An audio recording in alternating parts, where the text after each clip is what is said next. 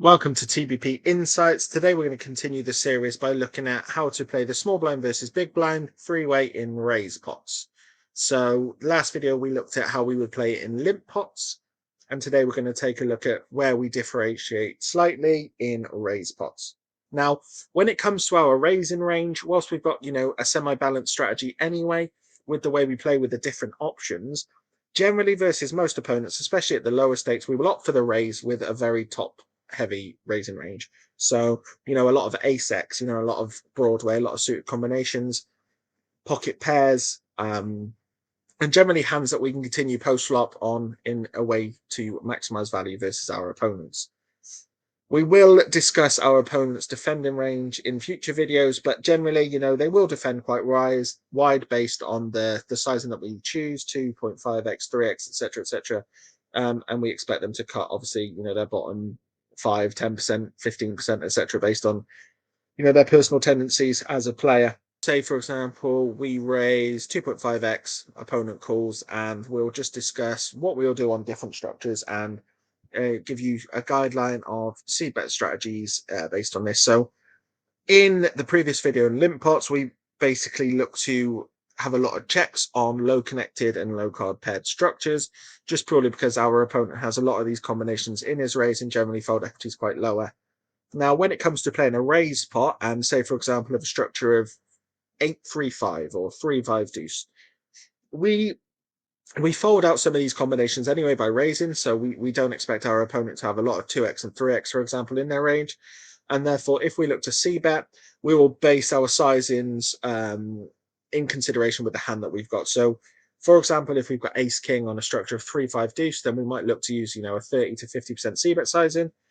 If we have hands like 8s, 9s, 10s, hands which have, pure value on the flop and also could do with, slight protection versus overcards, we might look to increase the sizing, for example. So say, for example, the plot is 5 big blinds and we've got pocket 8s. We might look to bet 3.5 big blinds. And the reason for this is because we want to maximize value versus any combinations whereby our opponent is hit on the flop structure, albeit, semi-unlikely.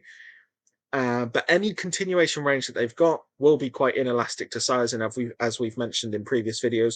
And also a hand like 8s, for example, could use protection from, any form of like king 10, for example, or, combinations whereby our opponent scored pre-flop. So we want to look to maximize value of these kind of combinations. When it comes to premium combinations like queens, kings, aces, for example, we might use a smaller sizing, so around 40 to 60%.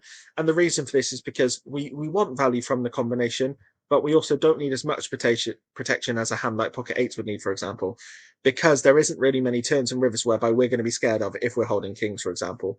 So the idea behind it here is to still build the pot, but not put too much pressure on our opponent's range that we, overfold their combinations on the flop, because we want to look to get value on future streets. Another board texture, for example, that we can look at is middle connected. So say, for example, a combination of like 10-9-8. So this is a combination which will hit our opponent's calling range quite well in a raise pot. And therefore, we need to look at being quite specific and particular with our continuation range.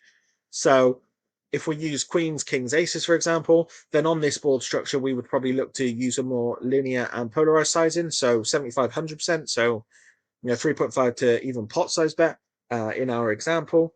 Same for hands, that we used before, like 8, 9, 10s, whereby we flop to set.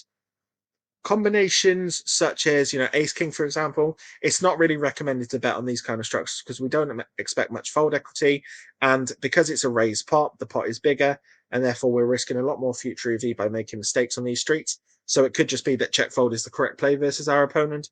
And a concept that we wanted to include in this video, which we will discuss on in future videos, is the idea of a smart check. So, for example, the board structure is 8, 9, 10, and we have a hand like Queen Jack.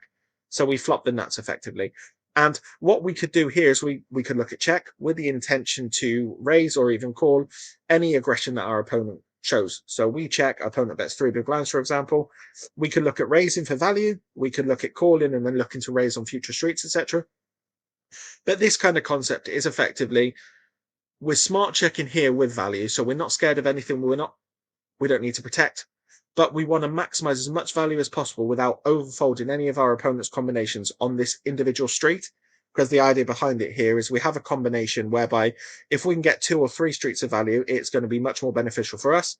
And we want to look at maximizing as much value as possible. That's it for today's video. We will continue to discuss these concepts in the future. So good luck at the tables, and yep, see you soon.